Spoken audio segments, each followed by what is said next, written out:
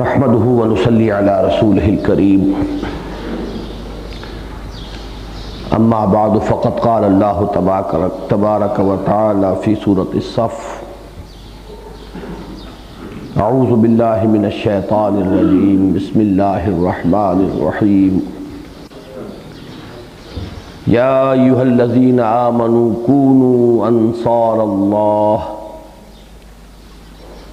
كما قال عيسى ابن مريم للحواريين من أنصاري إلى الله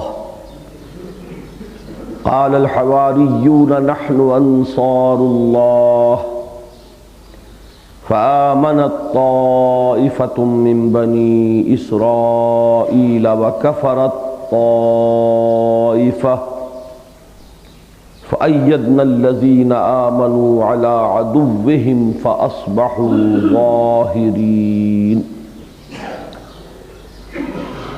وقال تبارك وتعالى في آخر سورة الفتح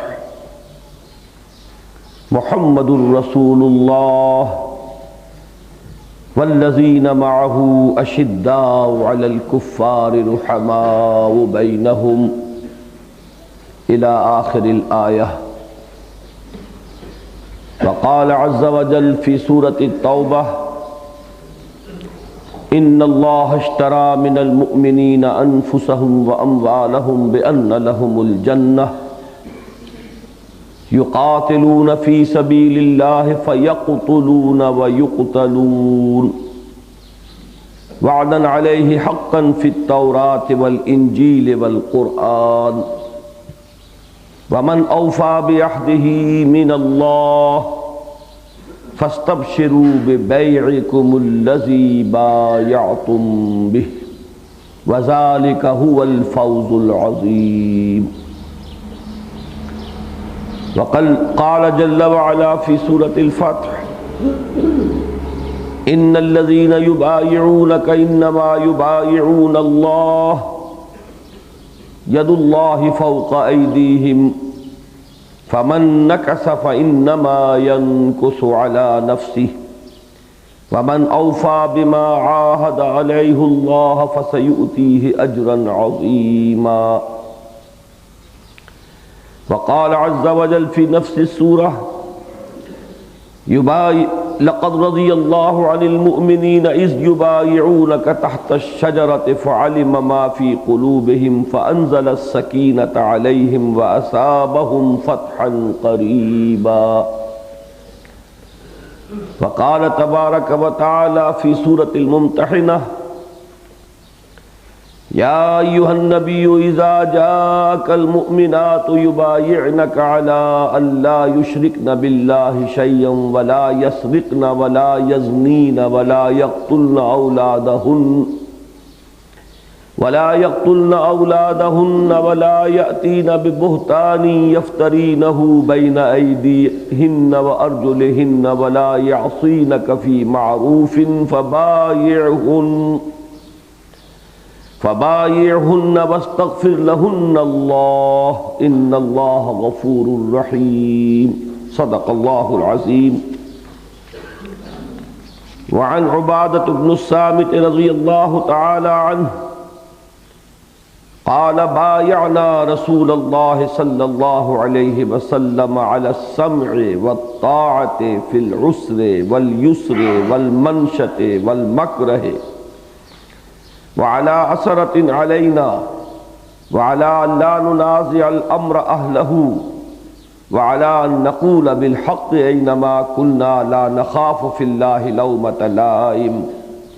وفي رواية وعلى أن لا ننازع الأمر أهله إلا أن تروا كفرا بواحا عندكم من الله فيه برهان. متفق عليه. رب اشرح لي صدري ويسر لي امري واحلل عقدة من لساني يفقهوا قولي. اللهم ربنا الهمنا رشدنا واعذنا من شرور انفسنا. اللهم ارنا الحق حقا وارزقنا اتباعه وارنا الباطل باطلا وارزقنا اجتنابه. آمین یا رب العالمین۔ قرآن مجید کے اس سلسلہ درس میں آپ کو معلوم ہے کہ ہم قرآن حکیم کی کچھ ان آیات کا اور ان مقامات کا مطالعہ کر رہے ہیں جن میں اس حیات اجتماعیہ کے مختلف پہلوؤں کے ضمن میں رہنمائی وارد ہوئی ہے جو اقامت دین یا غلبہ دین یا تکبیر رب کی جد و جہد کے لیے قائم ہو۔ اس اجتماعیت کا ایک پہلو ہمارے سامنے آ چکا ہے کہ اس میں جو لوگ شریک ہوں ان کے مابین کیا رشتہ اخوت، کیسا رشتہ محبت اور کس نوعیت کی نسبت ولایت درکار ہے۔ اب جو اس اجتماعیت کی اصل جڑ اور بنیاد ہے اس کے بارے میں ہمیں غور کرنا ہے، اور وہ ہے اس کا ایک ڈسپلن، اور اس ڈسپلن کے وجود میں آنے کی اساس، اس کی بنیاد، اس کی جڑ۔ ایک نسبت جو قائم ہوتی ہے ڈسپلن کے حوالے سے وہ ہے امیر اور مامور کی نسبت۔ یہ امیر اور مامور کی نسبت اسلام میں دو طرح سے وجود میں آتی ہے۔ ایک تو حیات سیاسیہ کے ضمن میں جب حکومت کی تشکیل ہوتی ہے تو جو بھی والی امر ہے، جو بھی والی حکومت ہے، جو بھی مسلمانوں کا امیر المومنین ہے، اس کے اور عام اس ملک، اس ریاست کے شہریوں کے مابین ایک نسبت، اور ایک دوسری صورت اس کی ہے اس جماعت کے نظم کے اعتبار سے کہ جو اقامت دین کی جد و جہد کے لیے قائم ہو، اس کے امیر اور پھر اس میں جو شریک ہیں ان کے مابین ایک نسبت۔ اس وقت ہم در حقیقت اس دوسری نوعیت کی جو نسبت ہے اس کے بارے میں غور کر رہے ہیں۔ اس کے ضمن میں سورۃ الصف میں اس کی آخری آیت میں ہمیں ایک رہنمائی مل چکی ہے کہ یہ نسبت کیسے وجود میں آتی ہے۔ کوئی اللہ کا بندہ جو جب تک نبوت اور رسالت کا سلسلہ جاری تھا نبی ہوتا تھا، رسول ہوتا تھا، وہ لوگوں کو پکارتا تھا، وہ مامور من اللہ بن کر آتا تھا۔ اس کے نسب کے لیے کسی کا اس کو ماننا، اس کے ساتھ علیحدہ کوئی عہد کرنا، اس کے ساتھ کسی دستوری رشتے میں منسلک ہونا ضروری نہیں تھا، بلکہ محض اس پر ایمان لے آنا، اس سے وہ نسبت وجود میں آتی تھی۔ البتہ یہ ہے کہ اس نسبت میں خاص طور پر اقامت دین کی جد و جہد میں جس ایثار کا، جس قربانی کا، جس جد و جہد کا، جس طرح تن من دھن لگانے کا ایک تقاضا ابھرتا تھا، اس کے حوالے سے ان کے مابین ایک صورت یہ بھی ہوتی تھی کہ وقت کا نبی یا وقت کا رسول کسی وقت خاص طور پر ایک صدا لگاتا تھا کہ من انصاری اللہ۔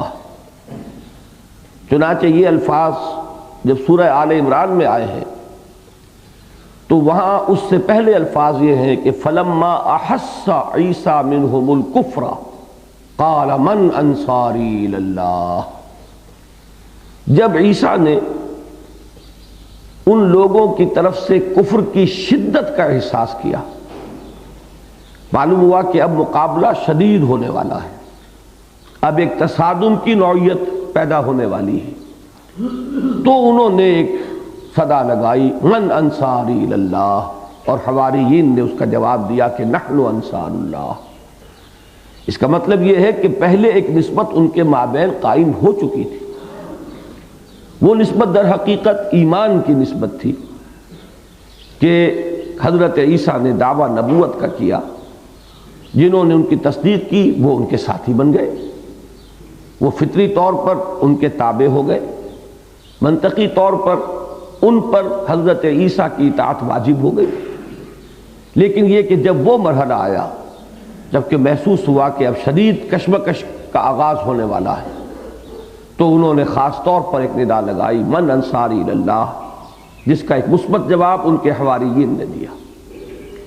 بہرحال اس سے ہمیں رہنمائی ملی کہ اس جد و جہد کے لیے کسی ہیئت اجتماعیہ کے وجود میں آنے کی صورت یہ ہے کہ کوئی یہ صدا لگائے، کوئی لوگوں کو پکارے، اور جو لوگ اس کی اس پکار پر لبیک کہہ کر حاضر ہو جائیں وہ اس کے ساتھی ہوں گے، مددگار ہوں گے، اعوان ہوں گے، انصار ہوں گے۔ اسی کی طرف مزید رہنمائی ہمیں سورۃ الفتح کی آخری آیت سے ملی، جن کے بارے میں گفتگو ہو چکی ہے کئی بار، کہ یہی اجتماعیت جب وجود میں آئی ہے محمد الرسول اللہ صلی اللہ علیہ وسلم کے زمانے میں، تو ذہن میں رکھیے کہ اس کے بھی دو مرحلے ہیں۔ پہلا مرحلہ، جس نے بھی تصدیق کی محمد کی نبوت کی اور رسالت کی صلی اللہ علیہ وسلم، وہ فطری طور پر آپ کا ساتھی بن گیا۔ کیسے ممکن تھا کہ حضور حکم دے اور وہ اسے تسلیم نہ کرے؟ یہ تو اس کا ایک منطقی نتیجہ ہے، ایک ایسی اظہر من الشمس بات کہ جس کے لیے کسی اضافی قول و قرار کی اور کسی عہد و میثاق کی ضرورت نہیں ہے۔ البتہ یہ ہے کہ جو ہیئت اجتماعیہ وجود میں آئی اس کے اجزاء ترکیبی یہی ہے کہ محمد الرسول اللہ والذین معہ، محمد اللہ کے رسول ہیں صلی اللہ علیہ وسلم، یا اللہ کے رسول محمد۔ یہ میں بحث کر چکا ہوں کہ یہ دونوں نحوی ترکیبیں یہاں ممکن ہیں، لیکن یہ کہ جو بات اہم ہے وہ کیا ہے؟ والذین معہ، اور وہ لوگ جو ان کے ساتھ ہیں۔ یہ ہے کہ جنہوں نے ان کی رفاقت اختیار کی ہے، معیت اختیار کی ہے، ان پر ایمان لائے ہیں، ان کی تصدیق کی ہے، اور اب یہ مل کر جب ایک ہیئت اجتماعیہ کی شکل اختیار کرتے ہیں تو ان کے مابین ایک نسبت امیر اور مامور کی بھی قائم ہوئی۔ ایک نسبت بنیادی ہے رسول اور امتی کی، اس پر یہ اضافی نسبت ہے امیر اور مامور کی۔ اب اس کے ضمن میں جو وہ اس اضافی نسبت کو نمایاں کرنے والی چیز ہے جو ہمیں قرآن اور سنت اور سیرت رسول صلی اللہ علیہ وسلم سے ملتی ہے، اس کا عنوان ہے بیعت۔ اب اس بیعت کے سلسلے میں آج ہمیں سمجھنا ہے کہ اس کی اصل کیا ہے، جڑ کیا ہے، بنیاد کیا ہے، اس کا مفہوم کیا ہے، لفظی معنی کیا ہے، قرآن حکیم میں بیعت کا ذکر کہاں کہاں آیا ہے، بیعت کی کتنی انواع و اقسام ہیں، سیرت النبی میں ہمیں اس بیعت کا کس تدریج کے ساتھ ذکر ملتا ہے۔ یہ ہے اصل میں وہ باتیں کہ جن کو ایک تدریج کے ساتھ آج کوشش کروں گا کہ مختصر ترین وقت میں آپ کے سامنے آ جائیں۔ تفصیلی مباحث تو میری بہت سی تقاریر میں موجود ہے، لیکن یہ ہے کہ جامعیت کے ساتھ ایک مختصر وقت میں اس کا سامنے آ جانا انشاءاللہ بہت مفید ہوگا۔ اس بیعت کی اصل حقیقت پر جو روشنی ڈالتی ہے وہ آیہ مبارکہ ہے سورہ توبہ کی آیت نمبر 111، اس لیے کہ بیعت، اس کے جو حروف اصلی ہیں وہ بیع، با یا عین۔ بیع و شرع کے معنی خرید و فروخت، اور یہ ذہن میں رکھیے کہ خرید و فروخت میں کرنسی جب تک کہ وجود میں نہیں آئی تھی تو وہ اصلاً ایک مبادلہ اشیاء کا نام تھا۔ ایک شخص نے کوئی چیز دی، اس کے بدلے میں دوسرے نے کوئی اور چیز دے دی، یہ مبادلہ اشیاء ہے جس کا نام بیع و شرع تھا۔ نتیجتاً یہ بھی کہا جا سکتا ہے کہ یہ چیز اس کی قیمت ہے، اور برعکس بھی کہا جا سکتا ہے کہ نہیں، یہ دوسری چیز اس پہلی چیز کی قیمت ہے۔ دونوں ہی شے بھی ہیں اور دونوں ہی قیمتیں بھی ہیں۔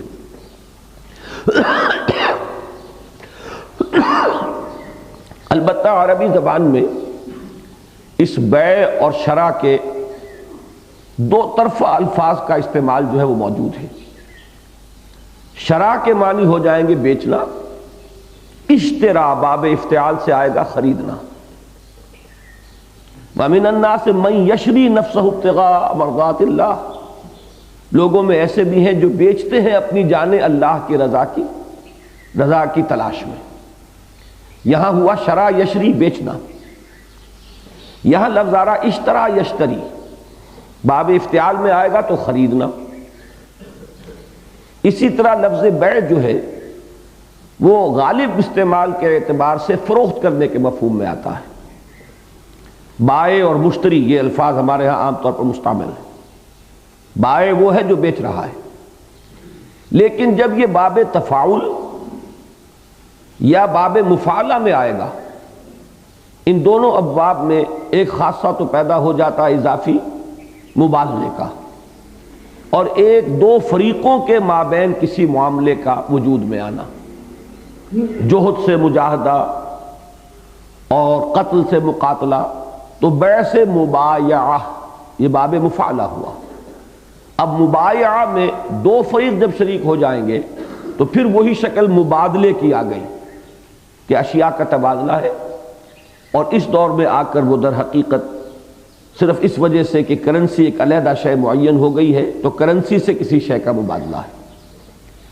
بہرحال قرآن مجید میں یہ بیع کا لفظ تو کثرت سے آیا ہے، لیکن تبایعتم سورہ بقرہ میں یہ بھی آیا ہے باب تفاعل سے، اور یہاں آپ دیکھیں گے کہ مبایعہ باب مفاعلہ سے بھی وارد ہوا ہے۔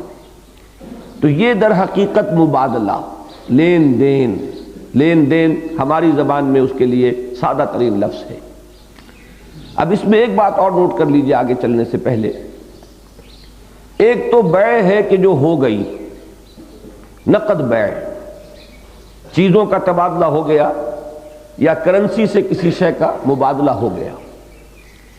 ایک ہے کوئی سودا کرنا مستقبل کے اعتبار سے، یہ سودا کرنا اس میں ذرا اضافی کمپلیکیشن آتی ہے کہ فی الفور مبادلہ ہو جائے تو بات ختم ہوئی، کوئی جھگڑا نہیں، لیکن ایک سودا ہو رہا ہے مستقبل کا، خاص طور پر اسی معنی میں لفظ آیا ہے سورہ بقرہ میں وَاشْهِدُوا اِذَا تَبَایَعْتُمْ، جب کوئی سودا کیا کرو جو فی الفور نہیں ہو رہا ہے تو ضرور گواہ بنا لیا کرو، اس لیے کہ یہ ایک معاہدہ ہے۔ اس کی ہمارے ہاں فقہ میں پھر بیع سلم کے عنوان سے بحث آتی ہے۔ بیع سلم وہ ہے کہ جس میں کوئی مستقبل کی بیع کا سودا ہو رہا ہے۔ مستقبل کی بیع جو ہے وہ اسلام عام طور پر اسے ڈسکریج کرتا ہے، اس لیے کہ اس میں کمپلیکیشنز ہیں، اس میں کسی نہ کسی طور سے سود کے ایلیمنٹ کے داخل ہو جانے کا امکان ہے، لہذا اصلاً تو اسلام چاہتا ہے کہ سودا نقد ہوا کرے۔ بیع کی بہترین صورت تو وہی ہے، البتہ یہ کہ بہرحال انسانی تمدن کے تحت ضرورت پیش آتی ہے کہ کوئی ادھار سودا بھی ہو، کوئی مستقبل کے لیے معاہدہ ہو۔ اس کی صرف ایک شکل کو اسلام نے جائز رکھا ہے کہ جو مبادلے کے دو رخ ہیں ان میں سے ایک شے بتمام و کمال اس وقت ادا ہو جائے۔ اگر آپ کو ماہ مئی میں کے لیے کوئی سودا کرنا ہے گندم کا کہ 10,000 من گندم 100 روپے من کے حساب سے کوئی خرید رہا ہے، کوئی بیچنے کا عہد کر رہا ہے، تو اس کی گندم جو ملے گی مئی میں اس کی جو کل قیمت بنتی ہے وہ اسی وقت ادا کر دینا لازم ہے، یہ بیع سلم کہلاتی ہے۔ اور یہ ہے در حقیقت وہ مبایعت یا تبایع کہ اس میں ایک سودا ہو رہا ہے، فی الفور بیع جو ہے مکمل نہیں ہوئی، مبادلہ اشیاء اس وقت نہیں ہوا ہے۔ ان چیزوں کو ذہن میں رکھیے، اور صرف ایک بات اور نوٹ کر لیں کہ جب کبھی خاص طور پر جب مبایعت یا تبایع ہوتا تھا تو چونکہ ایک بات ہے قول و قرار کے درجے میں، ابھی وہ ایک سودا ہے، تو اس کو پختہ کرنے کے لیے ہاتھ ملانا یہ ان کے ہاں ایک علامت کے طور پر کہ بات پختہ ہو گئی، ہوتے ہوتے اس کا استعمال نقد پر بھی ہونے لگا کہ جیسے ہمارے درمیان کو سودا ہو رہا ہے، اب بات پوری ہو گئی تو اس پر بھی وہ مصافحہ کرتے تھے، ہاتھ ملاتے تھے۔ یہ ہاتھ کا ملا لینا در حقیقت اس وقت اس بات کی علامت ہوتا تھا کہ اب بات پوری ہو گئی، سودا ہو گیا، جو رد و قضا ہونی تھی، جو اس میں بحث و تمہیز تھی وہ ہو چکی۔ تو یہ ایک علامت ہے، جیسے کہ مولانا نے اس وقت فرمایا تھا کہ بیعت کیا ہے، یہ تو بات پکی کرنے کا نام ہے۔ صحیح ہے، پکی بات کرنا کسی بھی اعتبار سے اس کے لیے یہ ایک علامت ہے، ہینڈ شیک ہے، مصافحہ ہے کہ اب بات پکی ہو گئی. ان چیزوں کو ذہن میں رکھیے اور اب اس بیع کو سمجھیے کہ دین کا ایک لب لباب، اس کا ایک خلاصہ جو ہے، قرآن مجید مختلف اسلوب اختیار کرتا ہے کسی حقیقت کی توضیح کے لیے، حقیقت کے بیان کے لیے. اس میں سے یہ تجارت، اور تجارت اس کا خاص طور پر بیع و شرح کا معاملہ، یہ وہ ہے کہ ہر انسان اس کو سمجھتا ہے. عامی سے عامی انسان، ان پڑھ سے ان پڑھ انسان، یہ وہ بنیادی کانسیپٹس ہیں کہ جن سے کوئی شخص نا واقف نہیں. یہی وجہ ہے کہ دیکھیے سورہ صف میں اللہ تعالیٰ نے یہی الفاظ استعمال کیے، یا ایھا الذین آمنوا هل ادلکم علی تجارۃ تنجیکم من عذاب علیم. اہل ایمان، کیا میں تمہیں بتاؤں وہ تجارت، وہ کاروبار جو تمہیں عذاب علیم سے چھٹکارا دلا دے. تجارت میں ہوتا کیا ہے؟ کچھ سرمایہ تھوڑا یا کم، کچھ محنت، اور اس سرمایہ اور محنت کے لگانے سے مطلوب ایک نفع، کوئی اس سے فائدہ. تین چیزیں اس کے لازمی اجزاء ہیں. چنانچہ یہاں وہ نفع سامنے رکھا گیا کہ عذاب علیم سے چھٹکارا پانا.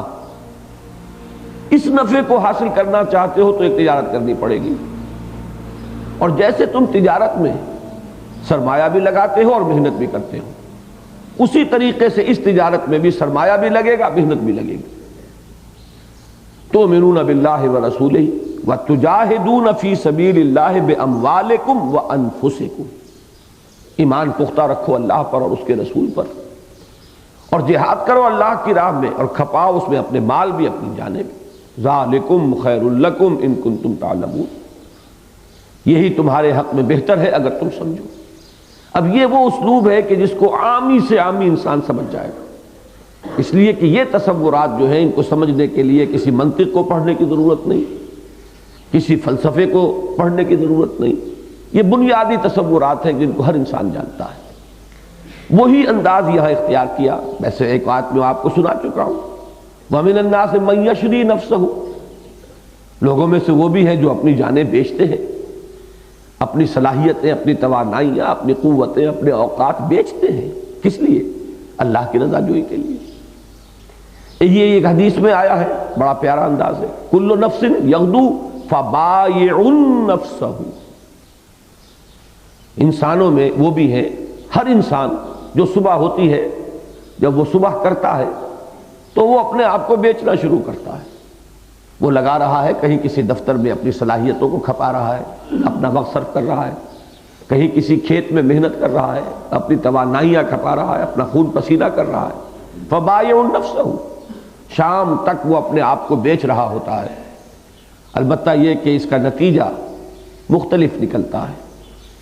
بیچا سب نے، مشقت جھیلی سب نے، لیکن ایک بیچنے والے وہ ہیں اپنے نفس کے، جو شام کو گھر لوٹتے ہیں تو گناہوں کی گٹھڑی بھی ساتھ لے کر آتے ہیں، اپنے نفس کو برباد کر کے اور تباہ کر کے لوٹتے ہیں.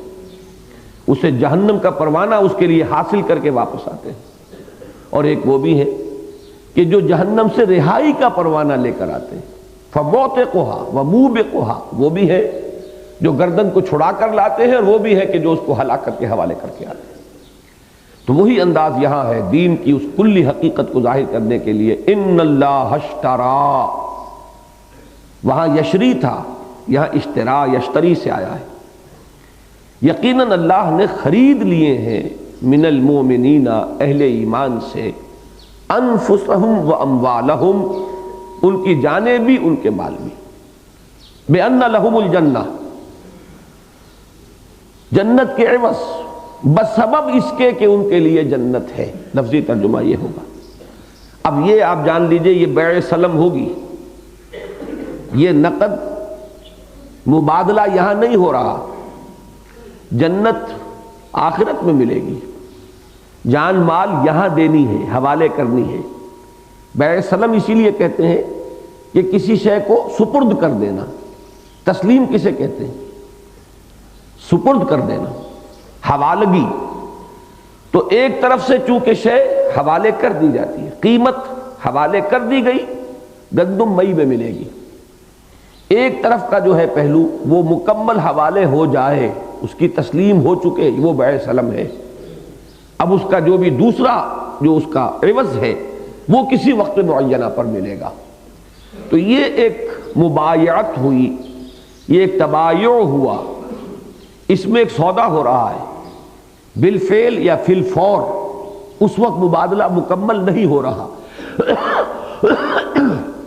اس کا ذکر تو بعد میں آئے گا۔ اب اس بیع کا جو نتیجہ نکلتا ہے وہ کیا ہے؟ یقاتلون فی سبیل اللہ فیقتلون ویقتلون۔ اب وہ جان جو اللہ کو بیچ چکے، اب وہ اس کو کھپا رہے ہیں، لگا رہے ہیں اللہ کے راستے میں۔ اس میں جہاد کا لفظ وہ تو چونکہ عام ہے اور یہ خاص ہے، قتال خاص ہے، جہاد عام ہے، تو جہاں خاص کا ذکر آئے گا وہاں تو عام خود بخود مراد ہے۔ ہر رسول تو نبی ہے ہی ہے، ہر نبی رسول نہیں ہے، لہذا جہاں لفظ رسول آ جائے وہاں نبوت انڈرسٹوڈ ہے، اس کے ذکر کی ضرورت نہیں۔ یہاں وہ خاص اور آخری بات کا ذکر ہو گیا قتال، تو جہاد اس میں بدرجہ اولا اس میں مراد ہے، انڈرسٹوڈ ہے۔ اب وہ اس جہاد میں، اس قتال میں اپنی جانیں بھی کھپا رہے ہیں، اپنے مال بھی کھپا رہے ہیں۔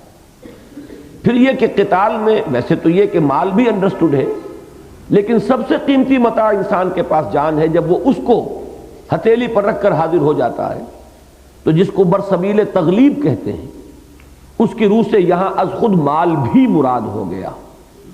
لہذا جہاد بالمال والنفس یہ گویا کہ یہاں پر پورا کا پورا مندرج ہے، انڈرسٹوڈ ہے۔ آخری شے کا ذکر کیا جا رہا ہے، اور ہاتھی کے پاؤں میں سب کے پاؤں، باقی ساری چیزیں اس میں از خود مذکور ہو گئی۔ یقاتلون فی سبیل اللہ فیقتلون ویقتلون، قتل کرتے بھی ہیں اور قتل ہوتے بھی ہیں۔ جان تو پہلے ہی دے چکے، اب تو صرف یہ ہے کہ اس کی حوالگی ہے، یہ اس کو سپرد کرنا ہے، سودا تو ہو چکا تھا۔ اب یہاں چونکہ یہ بیع سلم ہے، یہ ادھار سودا ہے، جان مال یہاں سپرد کر دینی ہے، جنت کا وعدہ جو ہے وہ آخرت میں ہے۔ ادھار سودے پر ہمیشہ کچھ نہ کچھ انسان کے دل میں تردد پیدا ہوتا ہے۔ نقد سودے میں کوئی تردد نہیں، مال دیا، قیمت لی، قصہ پاک ہوا، کوئی اندیشہ نہیں کہ رقم مر جائے گی، کوئی اندیشہ نہیں کہ وعدے سے پھر جائے گا۔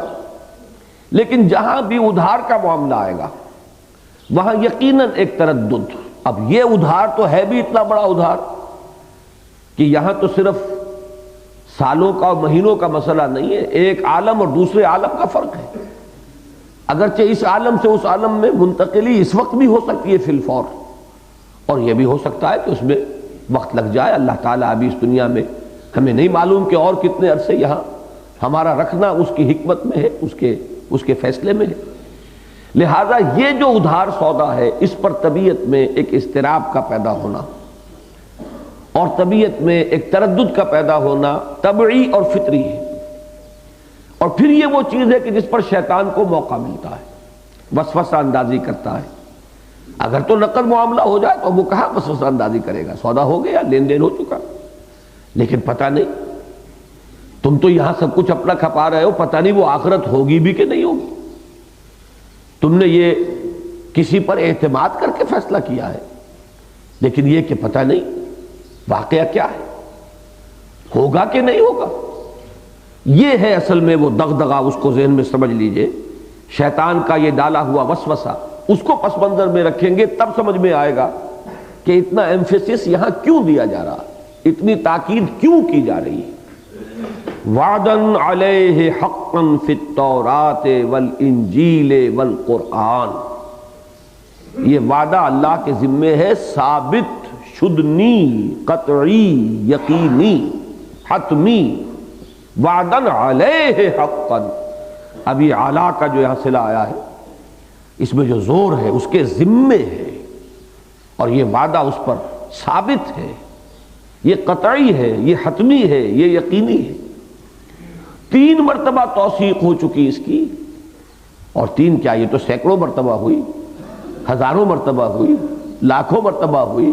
اگر وہ روایت درست ہے کہ 1,20,000 انبیاء آئے ہیں، 24,000 انبیاء آئے ہیں، تو ہر نبی نے یہ وعدہ جو ہے اللہ تعالیٰ کی طرف سے اس کی توثیق کی ہے۔ لیکن یہ کہ تین بڑے بڑے ادوار تو ہیں، وعدن علیہ حقا فی التوراۃ والانجیل والقرآن، تورات میں یہ وعدہ ہوا، انجیل میں یہ وعدہ ہوا، قرآن میں یہ وعدہ ہو رہا ہے۔ مزید دیکھیے ومن اوفی بعہدہ من اللہ، اور اپنے عہد سے کا ایفا کرنے والا اللہ سے بڑھ کر کون ہوگا؟ یہ اوفا کا لفظ جب آتا ہے تو اس کی دو شکلیں ممکن ہیں، یہ اگر فعل ہوگا تو اوفا یوفی ایفاءً باب افعال سے بنے گا، لیکن یہاں یہ افعل التفضیل، افعلوں کے بدن پر صیغہ تفضیل ہے، اوفا سب سے بڑھ کر وفا کرنے والا، سب سے زیادہ پورا کرنے والا۔ ومن اوفی بعہدہ من اللہ، کون ہوگا اللہ سے بڑھ کر اپنے عہد کا پورا کرنے والا؟ یہ دوسری تاکید ہو گئی۔ اب اس کا جو نتیجہ نکلنا چاہیے اس کے پس منظر میں بھی وہی ہے۔ میں نے مشاہدہ کیا ہے، تجربے میں یہ باتیں آئی ہیں کہ ایک انسان کسی وقت جذبات میں کوئی بڑا فیصلہ کر بیٹھتا ہے، میں اپنا کیریئر تج دینے کے لیے تیار ہوں، وقتی طور پر ایک تحریک پیدا ہوئی، فیصلہ کر لیا، کسی کے ساتھ جڑ گئے، اور اب طبیعت محسوس ہو رہا ہے کہ بجھی بجھی سی ہے، طبیعت میں بجائے اس کے کہ بشارت ہو، بشاشت ہو، انسان اب اندر ہی اندر سے محسوس کر رہا ہے کہ یہ میں کتنا بڑا فیصلہ کر بیٹھا، صحیح کیا کہ غلط کیا، یہ مجھے اتنا بڑا قدم اٹھانا چاہیے تھا یا نہیں۔ یہ ہوتے ہیں واقعات، اور اس طرح کی کسی کیفیت کا، کسی ایک آنن اور فانن جو معاملہ ہوتا ہے، یہ ہو جانا یہ کوئی بعید نہیں ہے، لیکن یہ کہ اگر اس قسم کی کیفیت انسان کے اندر کچھ مستقل سایہ اس کا پڑ رہا ہو تو یہ ایک بہت خوفناک مرض کی علامت ہے۔ یہ ہے وہ بات، اس کو آپ ہمیشہ کے لیے نوٹ کر لیجئے گا۔ پھر اس میں اس کے اندر کے جو ایک کشمکش یا کشاکش ہوتی ہے، وہ پھر جماعتی زندگی کے اندر فتنہ انگیزی شروع کرتی ہے، وہ طرح طرح سے اپنی اس عدم اطمینان کا اظہار کرتا ہے۔ وہ عدم اطمینان اس کا اندر ہے، فیصلہ کر بیٹھا ہوں بہت بڑا، یہ میں نے کتنی بڑی چھلانگ لگائی، یہ تو میں کوئی معلوم ہوتا ہے کہ جذبات میں غلط فیصلہ کر بیٹھا، لیکن اس کا ایک ظاہری اور علل اعلان اس کا اعتراف جو ہے وہ آسان نہیں ہوتا۔ اس میں اب غیر شعوری طور پر اس کے اپنے اندر بھی ایک بہت بڑی ہلچل ہوتی ہے، اور یہی ہلچل پھر اجتماعی زندگی کے اندر، جماعتی زندگی کے اندر پولیوشن کا اور طرح طرح کی خرابیوں کے پیدا ہونے کا ذریعہ بن جاتی ہے۔ اس کو اگر سمجھنا ہو تو اس لفظ کے پس منظر میں سمجھیے، فَاسْتَبْشِرُوا بِبَيْعِكُمُ الَّذِي بَایَعْتُم بِهِ، تو خوشیاں مناؤ اپنی اس بیع پر جو تم نے کی ہے، جس کا سودا تم نے کیا ہے۔ یہ سودا کرنے کے بعد ملول کیوں ہو گئے، غمگین کیوں ہو گئے، تمہاری طبیعت میں انقباض کیوں آ گیا؟ اس کا مطلب ہے کہ تمہیں اللہ کے بات پر یقین نہیں، تم کہیں اس کیفیت میں مبتلا تو نہیں ہو کہ پتہ نہیں ہوگا بھی کہ نہیں ہوگا۔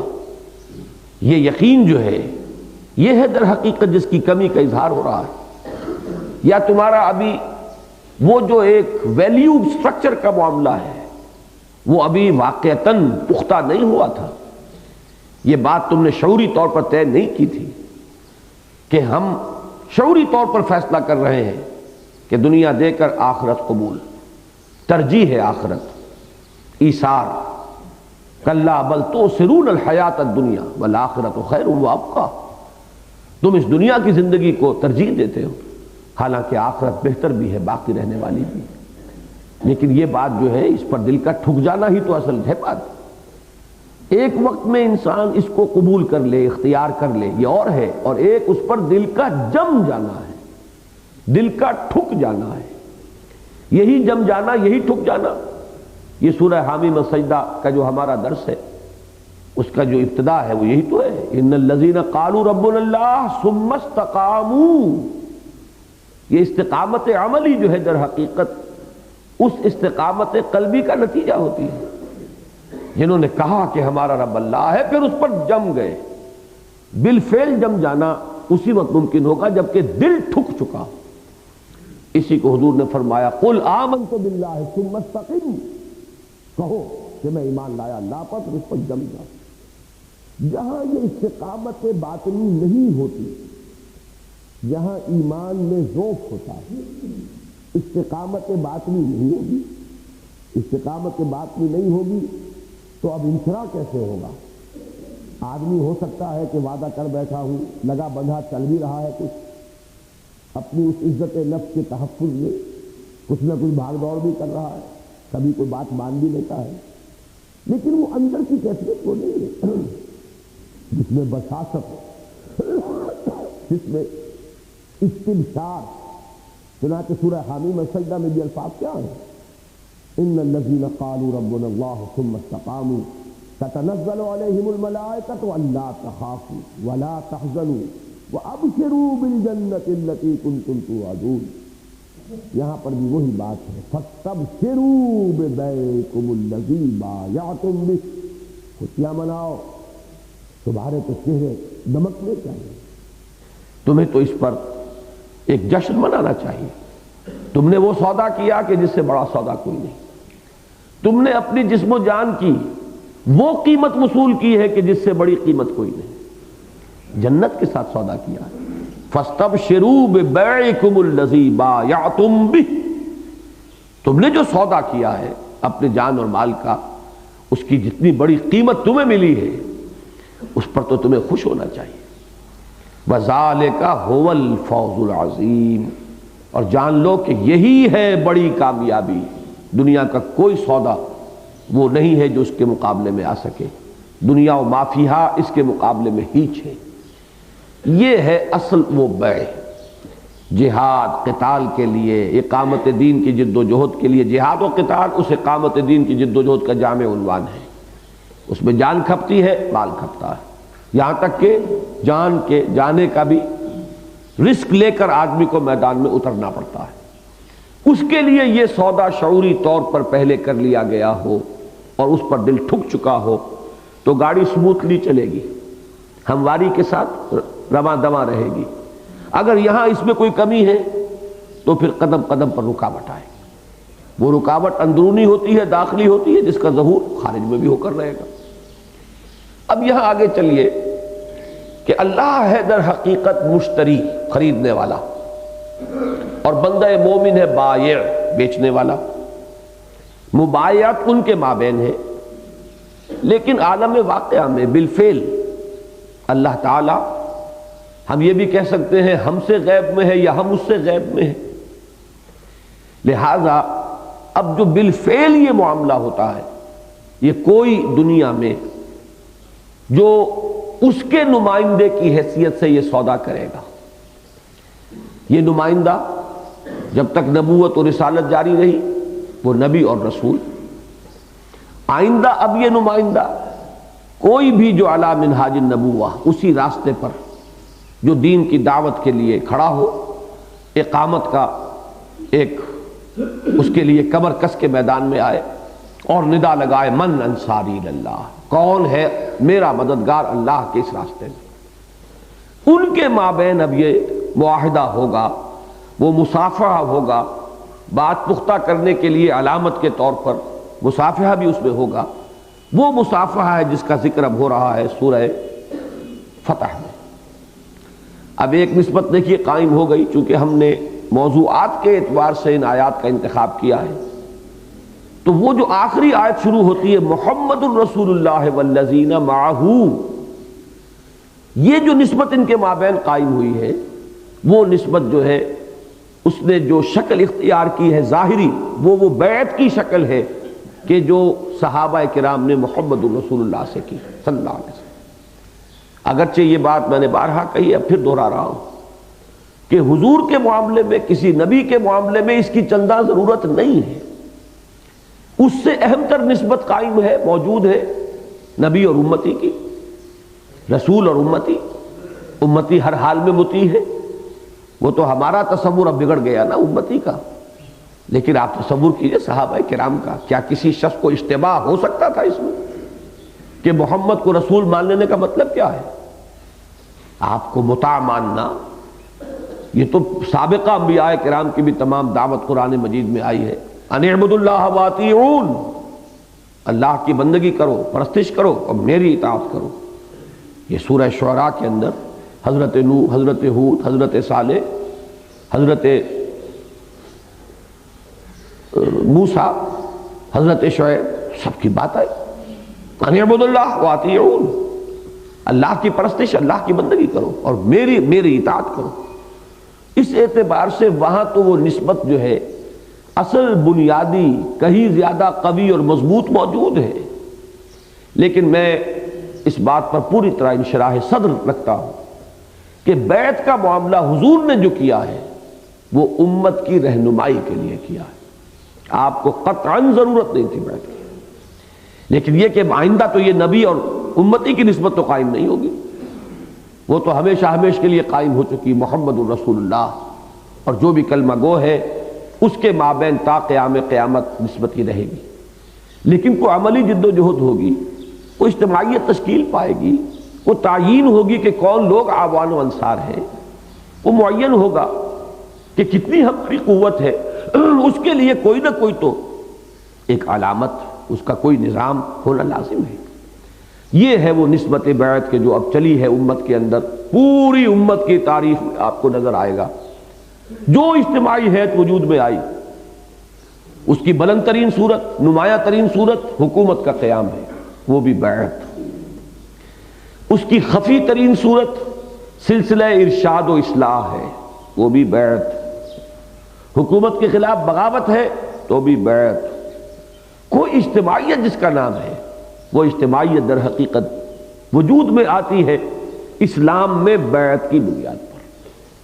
لیکن اب ذرا پہلے سمجھ لیجئے سورہ فتح میں وہ بیعت جو محمد الرسول اللہ صلی اللہ علیہ وسلم سے صحابہ کرام نے حدیبیہ کے مقام پر کی ہے، اس کا ذکر تو آیا ہے آیت نمبر 18 میں صراحت کے ساتھ، لَقَدْ رَضِيَ اللَّهُ عَنِ الْمُؤْمِنِينَ إِذْ يُبَايِعُونَكَ تَحْتَ الشَّجَرَةِ، اللہ تعالیٰ راضی ہو چکا، قد کا اضافہ جب آتا ہے فعل ماضی پر تو ایک شے ہو چکی، قطعی، حتمی، یقینی، اللہ راضی ہو گیا اہل ایمان سے، جبکہ اے نبی وہ آپ سے بیعت کر رہے تھے درخت کے نیچے، فَعَلِمَ مَا فِي قُلُوبِهِمْ، تو اللہ تعالیٰ کے خوب علم میں ہے جو کچھ کہ ان کے دلوں میں ہے، اللہ جانتا تھا ان کے دلوں کی کیفیت کو، فَأَنزَلَ السَّكِينَةَ عَلَيْهِمْ، اور اللہ نے اس وقت ان پر سکینت نازل فرمائی تھی، اطمینان، حالانکہ معلوم تھا ہم نہتے ہیں، ہم احرام باندھے ہوئے ہیں، ہم پر اچانک ہجوم ہو جائے تو کتنے بچیں گے، ایک دم حملہ ہوگا تو کیا ہوگا، لیکن نہیں، ایک اطمینان، ایک سکون کی کیفیت، اس لیے کہ وہ تو جان دینے کا سودا پہلے کیے ہوئے، اس پر مطمئن ہے، دل ٹھکا ہوا ہے کہ اس سے بڑا سودا کوئی نہیں، فزت ورب الکعبہ، رب کعبہ کی قسم میں کامیاب ہو گیا، ان کا تو معاملہ وہ اس طرح کا ڈاواں ڈول معاملہ نہیں تھا، اس کی طرف اشارہ ہو رہا ہے، فَأَنزَلَ السَّكِينَةَ عَلَيْهِمْ وَأَصَابَهُمْ فَتْحًا قَرِيبًا، اور اللہ تعالیٰ نے بدلے میں ان کو عطا فرمائی ہے ایک بہت ہی قریب فتح، اس سے مراد یہ تفصیل سے درس ہو چکا ہے، سورہ فتح کا کیسٹس موجود ہیں کہ وہ فتح سے مراد وہ صلح حدیبیہ کی فتح بھی ہے، اور وہ فتح بھی ہے کہ جو اس کے فوراً بعد اللہ تعالیٰ نے بطور انعام عطا فرمائی، فتح خیبر، جس میں بڑی غنیمت ہاتھ آئی ہے مسلمانوں کو، بہت مسلمانوں کے لیے مال غنیمت اللہ تعالیٰ نے فراہم فرمایا۔ اب ذرا آیت نمبر 10 دیکھیے، اس میں وہ اصل حقیقت آ رہی ہے کہ بات سمجھ لو، یہ اصل میں بیع و شراء کس کے ہاتھ میں ہے، کس کے مابین ہو رہی ہے، فریق کون ہے اس مبایعت کے، ان الذین یبایعونک انما یبایعون اللہ، اے نبی جو لوگ آپ سے بیعت کر رہے ہیں حقیقت میں وہ اللہ سے بیعت کر رہے ہیں، سودا اللہ سے ہوا ہے، تبایع یا مبایعت وہ بندہ مومن اور اللہ کے مابین ہے، نبی اس وقت اس عالم واقعہ میں اللہ کی طرف سے ریسیور ہے، اللہ کی طرف سے وصول کنندہ ہے، یہ جو نظم قائم ہوا ہے جس میں کہ اب ان کی حیثیت امیر کی اور ان کے ساتھیوں کی حیثیت مامورین کی ہے، یہ سودا کرنے والے جان اور مال اب ان کے حکم سے صرف کریں گے، ان کے مطالبے پر حاضر کر دیں گے، جیسے اور جب وہ چاہیں گے پیش کر دیں گے، لیکن یہ کہ اصل سودا اللہ کا اور بندے کا۔ ان الذین یبایعونک انما یبایعون اللہ ید اللہ فوق ایدیہم۔ اب یہ ہے وہ بیعت کا بالکل نقشہ یہاں کھینچ دیا اس مصافحے کا، کیونکہ ہاتھ پر ہاتھ رکھ کر بیعت ہوتی ہے، ہاتھ بیعت کرنے والے کا اوپر ہوتا ہے اور بیعت لینے والے کا نیچے ہوتا ہے، لیکن یہاں فرمایا کہ ایک اور تیسرا ہاتھ بھی ہے، ید اللہ فوق ایدیہم، ان کے ہاتھوں کے اوپر ایک اور ہاتھ ہے اور وہ اللہ کا ہاتھ ہے۔ تو یہ ایک ٹرائی پارٹائٹ ایگریمنٹ ہے، ایک سہ فریقی معاہدہ ہے۔ عالم واقعہ میں یہ بیعت ہو رہی ہے محمد الرسول اللہ کے دست مبارک پر، اور واقعتاً حقیقتاً یہ بیعت ہو رہی ہے اللہ سے۔ ید اللہ فوق ایدیہم، اللہ کا ہاتھ ان کے ہاتھوں کے اوپر ہے۔ فمن نکث فانما ینکث علی نفسہ، اس بیعت کا اب یہ رخ جو ہے بہت اہم ہے۔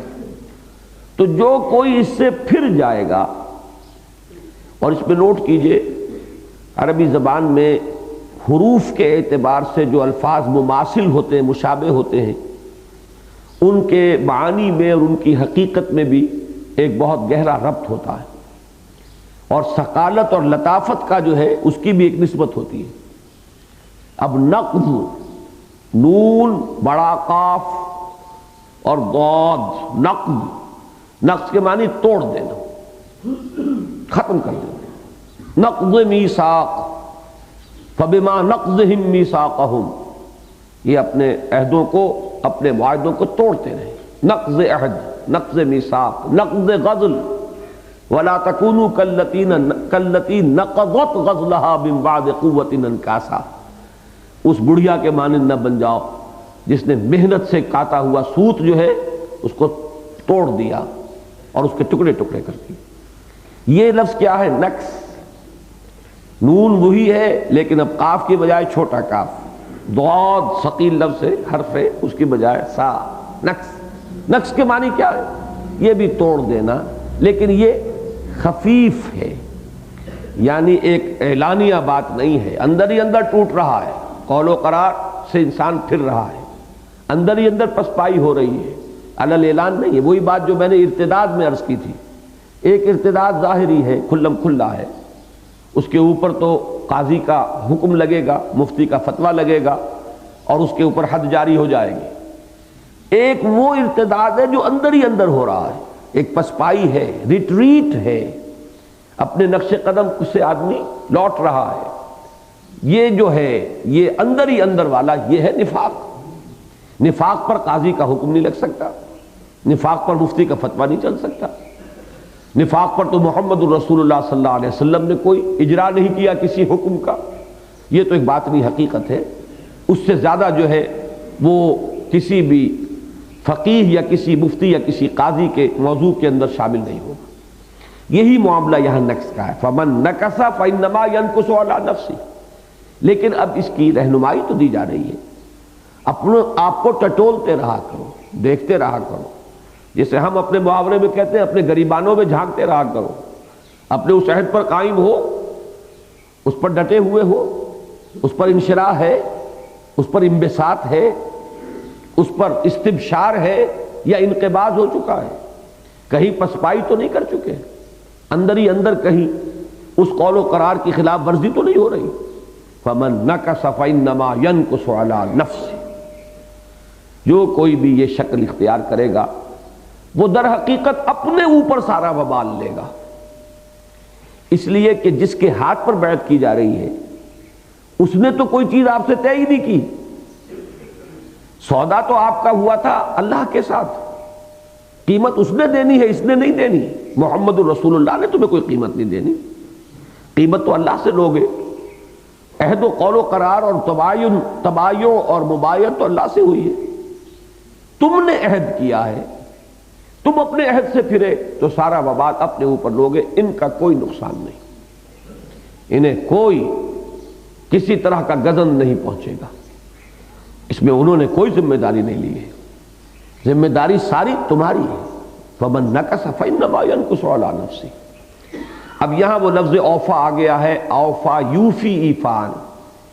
اوفا لفظ وہی ہے تقریباً، لیکن آیا سورہ توبہ میں تو وہ تھا افعل التفضیل، سب سے بڑھ کر وفا کرنے والا. یہاں یہ ہے فعل ماضی کا صیغہ، اوفا یوفی ایفان. ومن اوفا بما عاہد علیہ اللہ.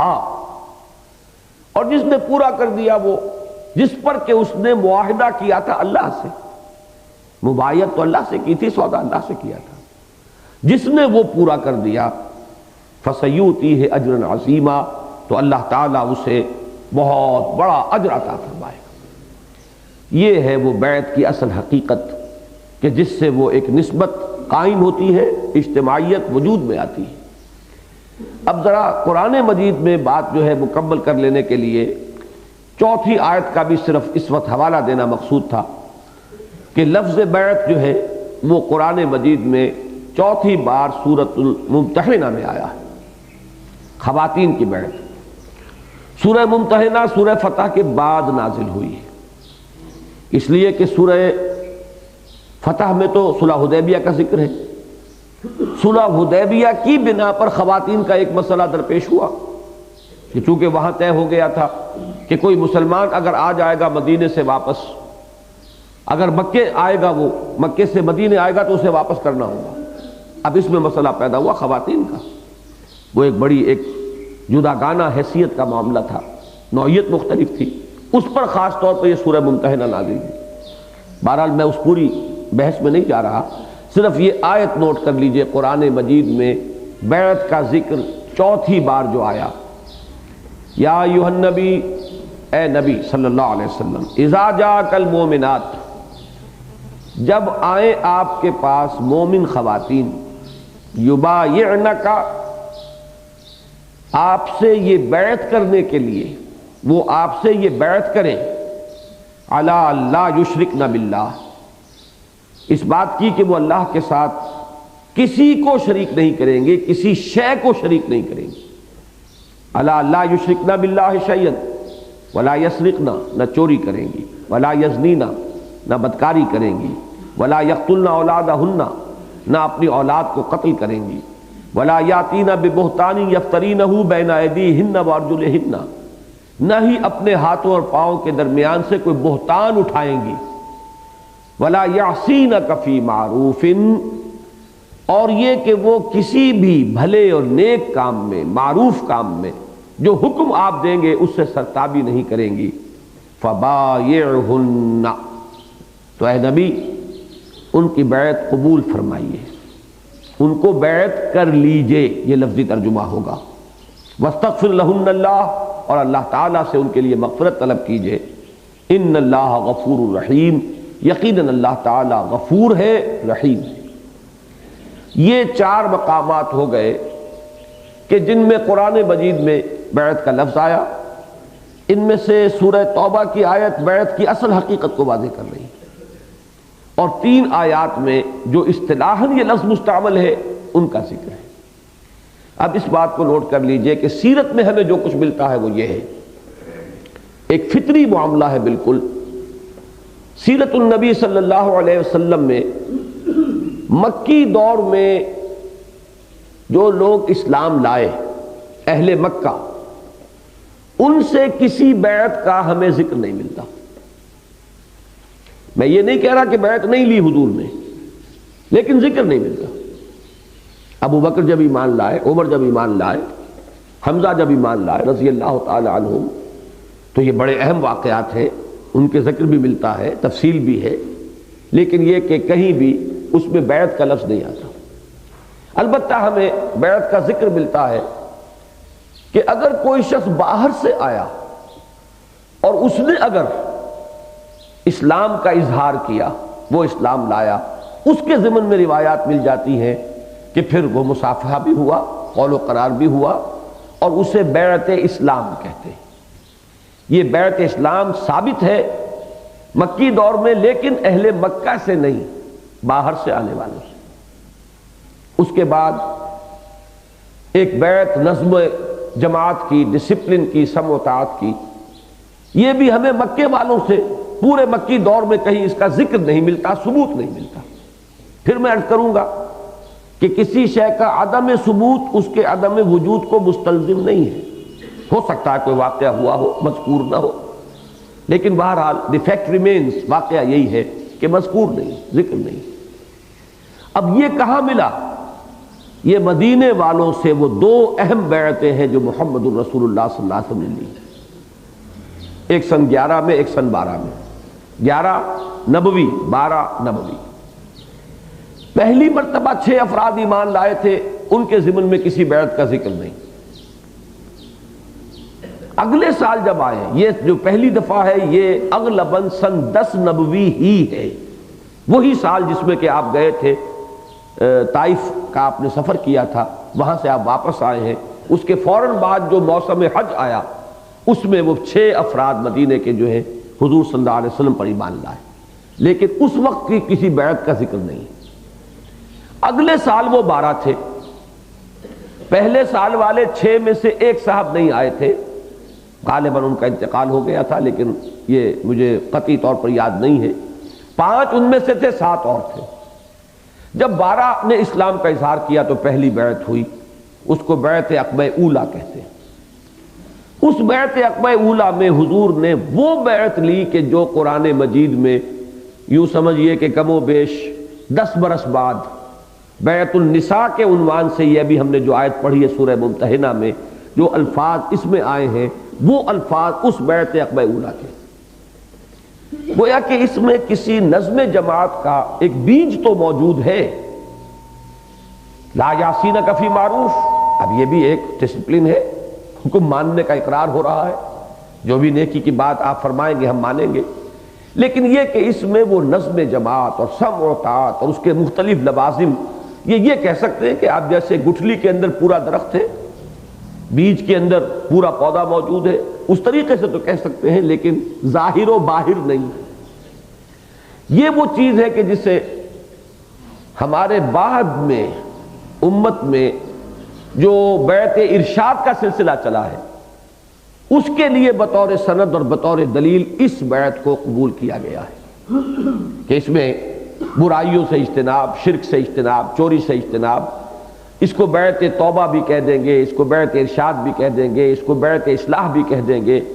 تو یہ جو خواتین کی بیعت قرآن میں ہے اور یہی بیعت جو بیعت عقبہ اولیٰ میں ہمیں سیرت النبی میں ملتی ہے اور حدیث میں ملتی ہے، انہی حضرت عبادہ ابن ثابت سے، اس لیے کہ یہ حضرت عبادہ ابن ثابت جو ہے یہ دونوں بیعتوں میں موجود تھے۔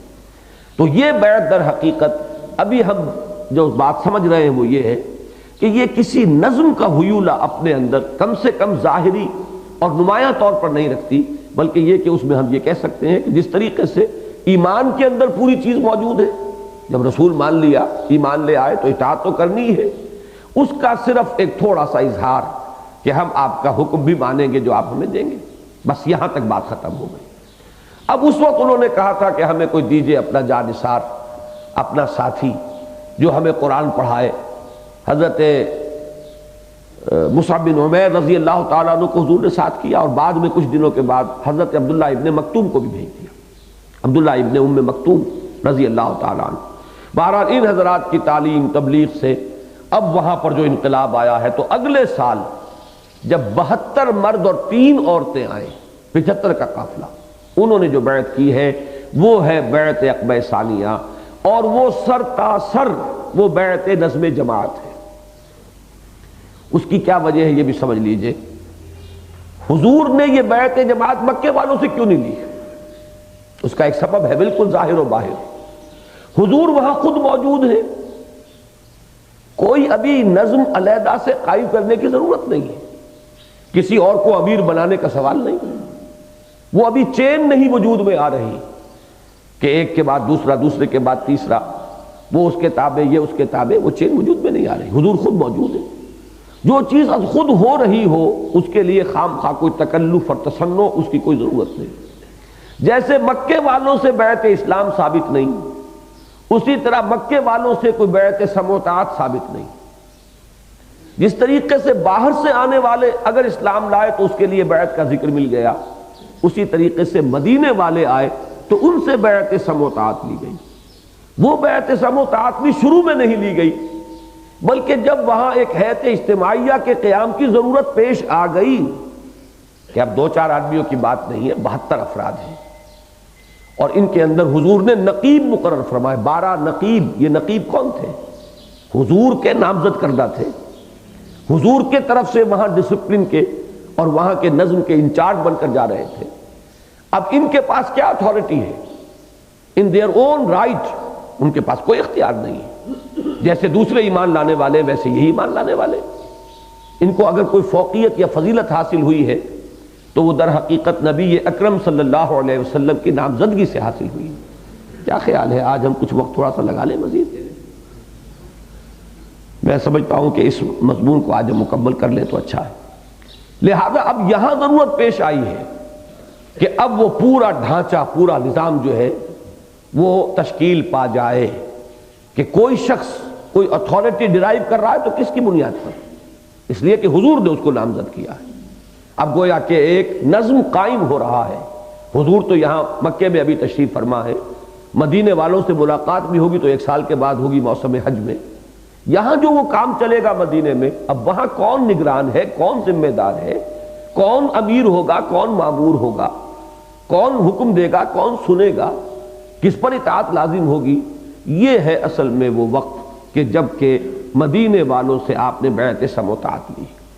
جو لوگ اس تاریخی پس منظر کو، اس تدریج کو، کس طرح سے ایکسفولیشن ہوئی ہے حالات کی، کس طریقے سے تقاضے ابھرے ہیں، کہاں ضرورت پیدا ہوئی ہے، جہاں ضرورت نہیں ہے وہاں کوئی تکلف، کوئی تسنع جو ہے ہمیں نظر نہیں آتا سیرت النبی میں۔ وہ بیعت ہے جس کے الفاظ میں نے آپ کو حضرت عبادہ ابن صامت رضی اللہ تعالیٰ عنہ کی روایت کے حوالے سے سنائے، اور یہ روایت متفق علیہ ہے۔ سند کے اعتبار سے بارہا میں نے کہا ہے، آپ میں سے ہر شخص کے علم میں ہے کہ اس سے اونچا درجہ کسی حدیث کا سند کے اعتبار سے نہیں، متفق علیہ، جس کی صحت پر امام بخاری اور امام مسلم دونوں کا اتفاق ہو جائے۔ عن عبادہ بن الصامت رضی اللہ عنہ، روایت کی گئی ہے حضرت عبادہ ابن صامت سے، اللہ ان سے راضی ہو، اور میں عرض کر چکا ہوں یہ دونوں بیعتوں میں تھے، بیعت عقبہ اولیٰ کی روایت بھی ان سے ہے اور بیعت عقبہ ثانیہ کی روایت بھی ان سے ہے، دونوں میں موجود تھے۔ بایعنا رسول اللہ صلی اللہ علیہ وسلم، ہم نے بیعت کی تھی رسول اللہ صلی اللہ علیہ وسلم سے۔ کس بات پر بیعت کی تھی؟ کیا قول و قرار ہوا تھا، کیا معاہدہ ہوا تھا؟ علی السمع والطاعہ، سمع و طاعت پر، سنیں گے مانیں گے، جو حکم ہوگا بصر و چشم تسلیم کریں گے۔ یہاں صرف نوٹ کر لیجئے کہ یہاں معروف کا لفظ نہیں ہے، یہ نظم جماعت ہے، یہاں محمد الرسول اللہ سے بیعت ہو رہی ہے، وہاں اس اضافی لفظ کو لانے سے تھوڑی سی اس میں جو ڈائلیوشن ہوتی ہے، تھوڑا سا معاملہ نرم پڑتا ہے۔ کبھی کبھی ایسا ہوتا تھا، کیونکہ یہ بیعت حضور نے پھر مدینے آ کر سب سے لی ہے، پھر مہاجرین سے بھی لی ہے، اس کے بعد تو پھر ایک نظم قائم ہو رہا تھا، وہ بات اب اتنی نہیں مختصر رہی تھی، جب وہاں پہ بعض اوقات حضور فرما دیا کرتے تھے 2 الفاظ کا اضافہ، کبھی یہ فی المعروف، کبھی حد استطاعت، فی مستطاعتو، کہہ دو بھائی کہ میں یہ آپ سے بیعت کر رہا ہوں فی مستطاعتو، اپنی امکانی حد تک۔ یہ 2 اضافی الفاظ کبھی کبھی مل جاتے ہیں، لیکن یہ ہے کہ اس بات کو نوٹ کر لیجئے کہ در حقیقت یہ ہے اصل حدیث۔ اس معاملے میں ام السنہ کا درجہ جو ہوگا وہ اس حدیث کو ہوگا، اور اس میں وہ الفاظ موجود نہیں ہیں، تاکہ بات پوری ہو، پختہ ہو، گاڑھی ہو۔ حضور کے معاملے میں تو معروف کی عقلاً نقلاً کوئی اضافی شرط لگانے کی ضرورت ہی نہیں۔ البتہ یہ نوٹ کر لیجئے آئندہ ہمیشہ یہ شرط رہے گی، وہ تو چاہے بیعت حکومت تھی، وہ حضرت ابو بکر کی ہو، حضرت عمر کی ہو، تابع دیگراں چہ رسد، ان سے زیادہ کس کو حق ہوگا سمع و طاعت کا، لیکن یہ ہے کہ وہاں بھی معروف، اس لیے کہ اب کوئی شخص معیار اپنی ذات میں نہیں ہے، اب معیار مطلق جو ہے وہ اللہ اس کا رسول ہے، لہذا اس پر تو گفتگو میں بعد میں کروں گا۔ یہاں نوٹ کر لیجئے یہاں وہ لفظ نہیں ہے، علی السمع والطاعت فی العسر والیسر، اب دیکھیے آپ کہہ سکتے ہیں اس کو بات سمجھانے کے لیے کہہ رہا ہوں کس طرح گھیرا ہے حضور نے لوگوں کو، اس لیے کہ ڈسپلن قائم کرنا ہے نا. یہ الفاظ جو ہے کس طریقے سے حصار قائم کر رہے ہیں، کوئی بچ نکلنے کا راستہ نہیں چھوڑ رہے.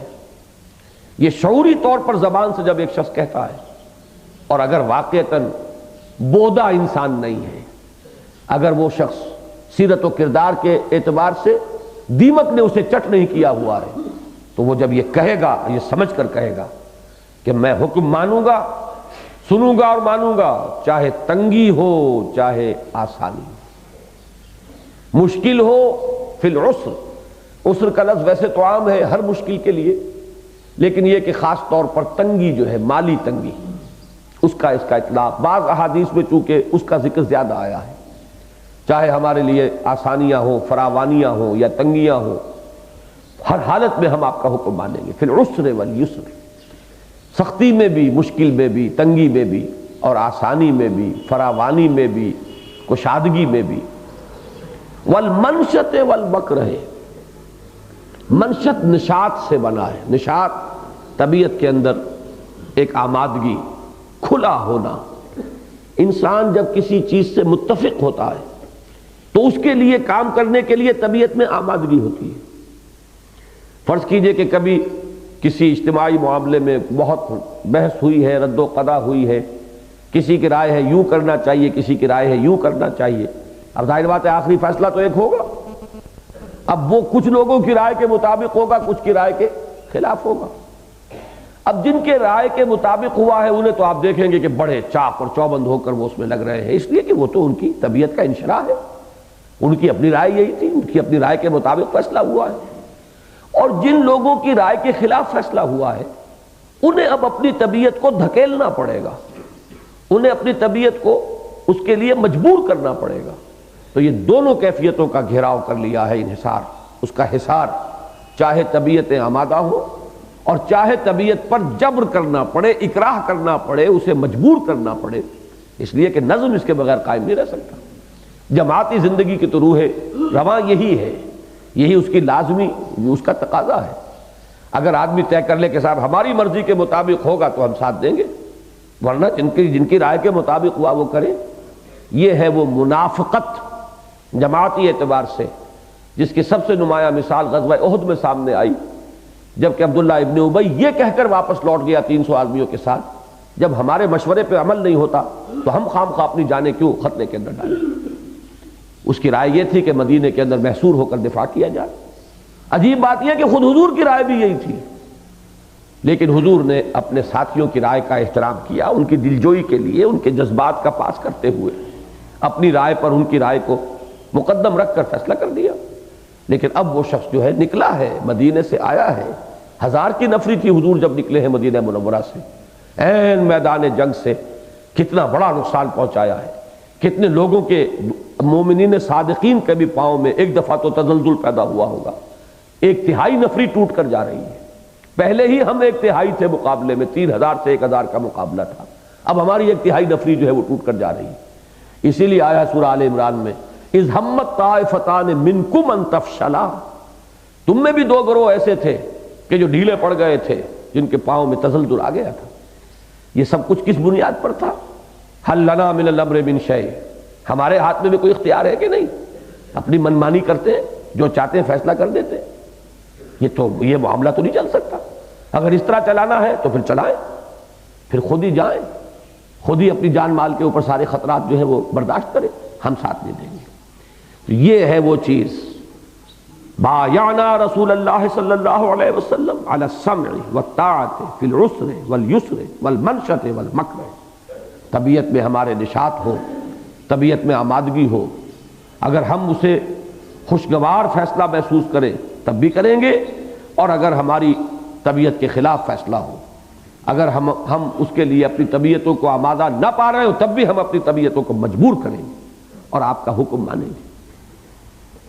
وَعَلَىٰ أَثَرَةٍ عَلَيْنَا، اور اس پر بھی ہم نے بیعت کی کہ چاہے ہم پر دوسروں کو ترجیح دی جائے. یہ جماعتی زندگی کا تیسرا معاملہ ہے. اس لیے کہ یہاں ظاہر بات ہے کہ ایک ہی امیر تو نہیں ہے، عمارت کی تو ایک چین چلے گی. ایک امیر ہے، اس نے کسی کو اپنا نائب مقرر کیا ہے، پھر کوئی وہ لشکر بھیج رہا ہے تو وہاں اس کو کسی کو سپہ سالار بنایا ہے۔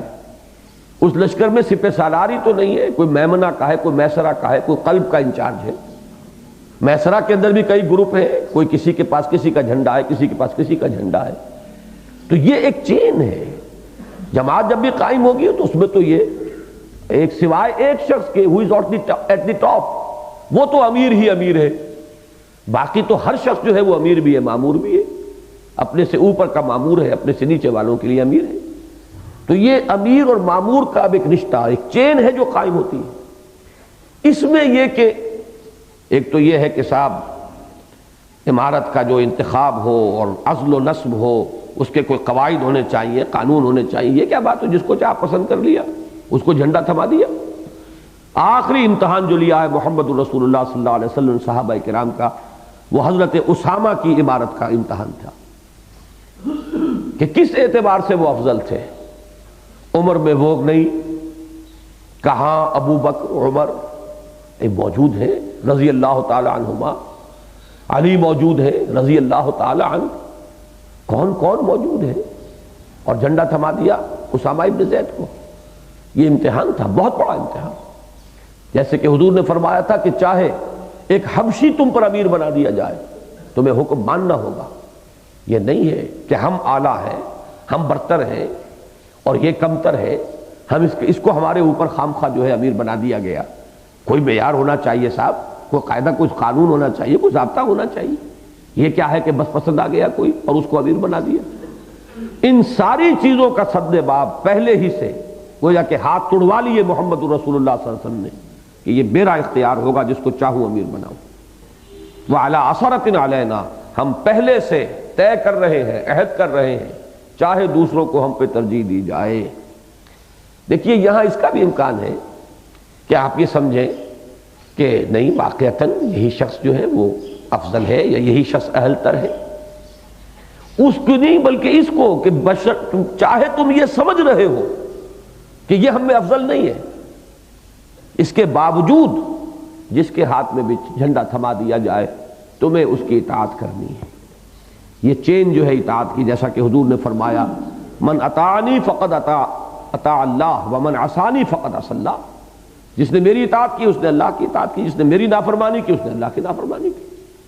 ومن اطاع امیری فقد اطاعنی ومن عصى امیری فقد عصانی، جس نے میرے مقرر کردہ امیر کی اطاعت کی اس نے میری اطاعت کی، جس نے میرے مقرر کردہ امیر کی نافرمانی کی اس نے میری نافرمانی کی۔ اب یہ چین چلتی جائے گی۔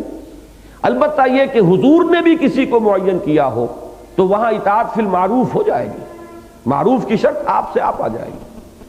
ایک صاحب کا واقعہ ہو گیا، ان کو حضور نے کسی دستے پر کمانڈر بنا کر بھیجا، کچھ تھے جلالی مزاج کے آدمی، اپنے ساتھیوں سے کسی بات پر ناراض ہو گئے، اب اپنا وہ اختیار استعمال فرما رہے۔ پہلے حکم دیا گڑھا کھودو، بہت بڑا گڑھا کھود دیا، اس میں لکڑیاں ڈالو، لکڑیاں ڈال دی، آگ لگاؤ، آگ لگا دی، یہاں تک تو اطاعت ہو رہی ہے۔ اب حکم ملتا ہے گرو، کود لگاؤ، چھلانگ لگاؤ، اس میں کودو۔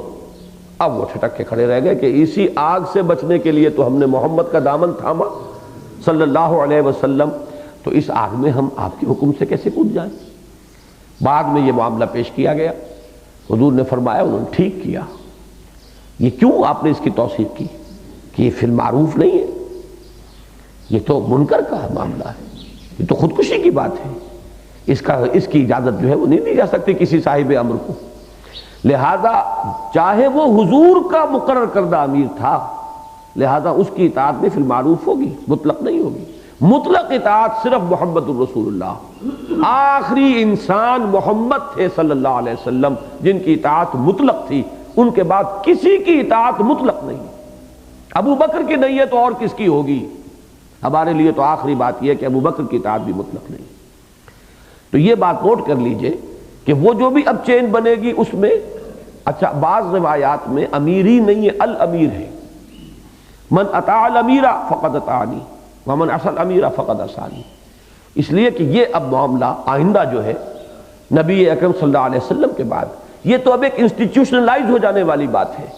یہ اب یہ تو نہیں ہے کہ ہر ایک کو پروانہ جو ہے عبادت کا وہ محمد الرسول اللہ سے ملے گا، بلکہ یہ کہ وہ نظم جو ہے کہ جو اللہ اور اس کے رسول کے حکم کے بجا آوری کے لیے قائم کیا جا رہا ہے، جس میں اصلاً مطاع مانا گیا ہے اللہ اور اس کے رسول کو، اب اس میں جو بھی نصب عمارت ہوگا اس کے اندر وعلا اثرت علینا، یہ بھی ایک تیسری بات ہے کہ جو پہلے سے مان لی گئی کہ خواہ ہم پر دوسروں کو ترجیح دی جائے، یہی اثرت علینا ہے نا، اسی سے لفظ ایثار بنا ہے، ایثار باب افعال ہے اسی اثرہ سے، تو اثرہ توسرون ایثار یوسرون علی انفسہم، ترجیح دینا، چاہے ہم پر دوسروں کو ترجیح دی جائے۔ وعلی اللہ ننازع الامر اہلہ، جن کو ترجیح دی گئی ان کو امیر بنا دیا گیا۔